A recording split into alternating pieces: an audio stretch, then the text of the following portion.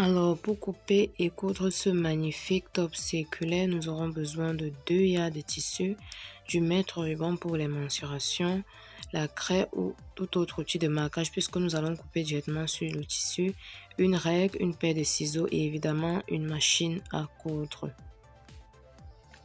Au niveau des mensurations, nous aurons besoin de 3 mesures. Nous aurons besoin de notre longueur épaule petite carrure, c'est-à-dire la mesure qui va de la ligne d'épaule jusqu'à la ligne d'aisselle. Nous aurons également besoin de la longueur totale du haut ainsi que le tour d'aisselle. Alors pour ce top, nous aurons besoin de 3 empiècements, 2 empiècements pour le top et les cordes qui vont nous servir de manche. Alors je suis là avec mon tissu, je vais le plier en deux. Ça c'est pour couper premièrement l'empiècement le plus long. Ensuite je vais le replier, donc il est plié en 4 mon tissu. Donc je vais me positionner au niveau du pli là vous voyez. Ensuite ce que je vais faire c'est que je vais prendre la mesure de mon tour d'aisselle que je vais diviser par 6,28, la mesure que je vais trouver. Je vais la pointer à partir du pli du tissu comme j'ai montré tout à l'heure là. Donc je vais pointer la mesure que je vais trouver à partir de cette ligne jusqu'à là où est-ce qu'elle va s'arrêter et je vais marquer un point. Ensuite je vais marquer la même mesure tout autour comme vous voyez sur la vidéo. Je vais marquer comme ça. Comme ça.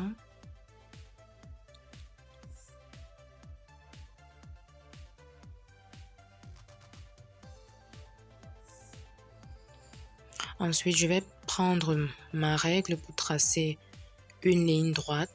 Puisque nous n'allons pas faire une jupe, donc nous n'aurons pas besoin de tracer cela sous forme de cercle. Donc, je vais tracer une ligne droite pour que ça puisse bien se poser au niveau de ma ligne d'aisselle, au-dessus de ma ligne de poitrine.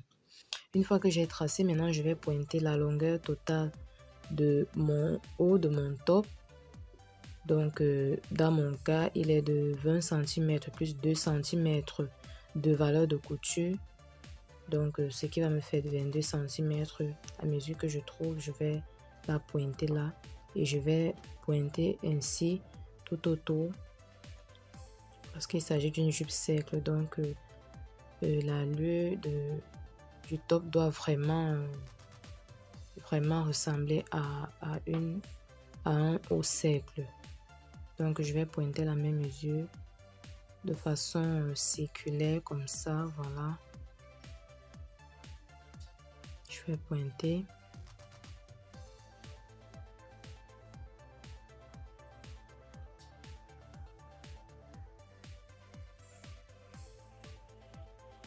Je vais pointer.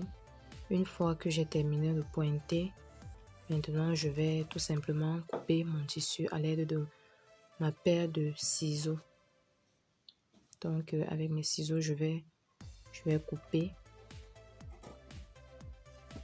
Je vais couper partout où j'ai marqué les points avec ma craie. Et je vous retrouve à tout de suite.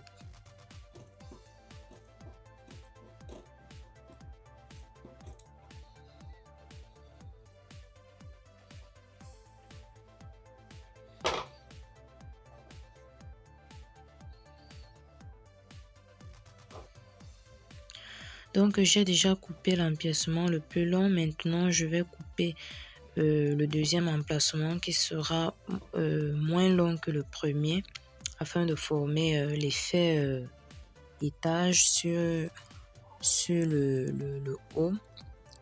Donc ce qui va se passer, c'est que je vais replier mon tissu comme pour le premier emplacement, c'est-à-dire en 4.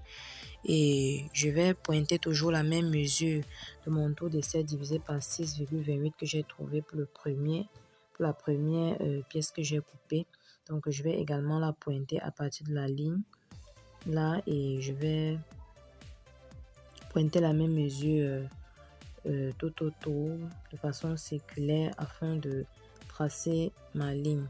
Donc je vais pointer cette mesure comme ça.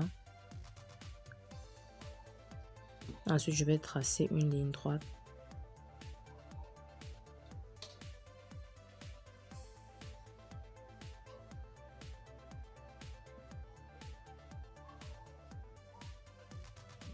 Après avoir tracé la ligne droite, je vais pointer la longueur totale de cette pièce. Alors, elle sera la moitié en fait de la première pièce. Donc, je vais prendre la longueur totale du premier empiècement que nous avons coupé tout à l'heure. Je vais le diviser par 2 et je vais ajouter 2 cm de valeur de couture. Donc, dans mon cas, il est de 10 cm plus 2 cm, ce qui me fait 12 cm. Et je vais pointer la mesure à partir de la ligne droite que j'ai tracé tout à l'heure et je vais pointer la même mesure de façon circulaire toujours. Je vais pointer afin de couper cette deuxième pièce de façon circulaire puisqu'il s'agit d'un top circulaire. C'est vraiment la façon la plus facile. C'est facile comme bonjour, même pour débutants. Vous n'avez pas besoin de tracer un patron pour ça. Vous pouvez aller sur du tissu directement. Donc, après avoir tracé, je vais couper mon tissu. Donc, je vais couper et je vous retrouve à tout de suite pour la suite de la vidéo. Une fois qu'on a terminé de couper nos empiècements, on va houler en bas et en haut de chaque pièce. Souvenez-vous, on a ajouté 2 cm de valeur de couture. Ensuite, à côté de ça, nous allons couper également 2 autres pièces qui vont représenter ici la longueur épaule, petite carrure que nous avons pris lors des mensurations. Et cette mesure, nous allons la multiplier par 2 et nous avons coupé 2 pièces avec une largeur de 4 cm. Donc, ces 2 empiècements, comme sur la vidéo, vont nous servir de manche pour notre top. Et pour ce faire, on va plier 1 cm à une extrémité, plier 1 cm à l'autre extrémité et replier les 2 extrémités ensemble en les reliant pour que ça puisse former une corde, une manche spaghetti, voilà, et passer à la couture. Donc, je vais houler et passer les manches à la couture. Voilà, j'ai passé les pièces de mon top à la couture. J'ai houlé les 2 empiècements, l'empiècement le plus long et l'empiècement le plus court. J'ai houlé à 1 cm de chaque bord ainsi que les manches. Maintenant, ce que je vais faire, c'est que je vais rentrer l'empiècement le plus grand dans le plus petit, voilà, comme vous voyez sur la vidéo. Donc, je vais insérer l'empiècement le plus long dans l'empiècement le plus court pour que ça puisse former effectivement l'effet étage, effet voilà. Ensuite, je vais mesurer comme ça pour pouvoir vérifier si la mesure que je trouve correspond à mon taux d'essai lorsque je le multiplie par 2.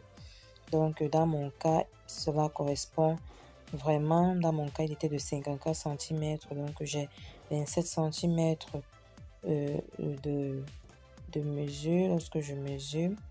Maintenant, ce qui va se passer, c'est que je vais mesurer, je vais diviser en 2. Donc, je vais marquer un point pour marquer le milieu de mon devant. Ensuite, je vais mesurer également de part et d'autre du milieu et je vais diviser par 2. Ces marques vont nous permettre de bien fixer nos manches. Donc, je mesure la mesure que je trouve, je divise par 2. Voilà, je divise par 2.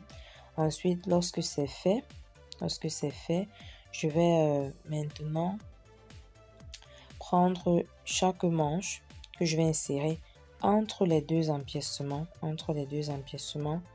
Donc, je vais prendre une manche, je vais l'insérer entre les deux. Et pour ce faire, je vais d'abord premièrement retourner mes deux empiècements pour qu'ils soient endroit contre endroit. Donc je vais tourner à l'envers du tissu et je vais répertorier les marques que nous avons pointées tout à l'heure pour les manches. Je vais prendre un bout de manche que je vais insérer entre les deux empiècements et je vais épingler. Je vais également faire pareil pour le dos. Je vais également faire pareil pour le dos. Donc je vais insérer entre les deux empiècements comme ça. Voilà, et je vais épingler. Voilà, vous pouvez épingler pour pouvoir vous retrouver lors de la couture. Donc ce qui va faire que je vais passer tout ça à la machine. Je rappelle que les deux empiècements sont à l'envers du tissu, donc endroit contre endroit, et c'est à partir de l'envers du tissu que je vais piquer à la machine. Donc je vais passer à la machine comme sur la vidéo afin de sécuriser les manches. Donc je le fais et on se retrouve juste après. Voilà, c'est terminé pour la vidéo d'aujourd'hui. J'ai passé tout ça à la machine, comme vous pouvez voir le résultat sur la vidéo. Merci d'avoir regardé cette vidéo jusqu'à la fin. Je tiens à dire merci à toutes les personnes qui se sont abonnées à cette chaîne.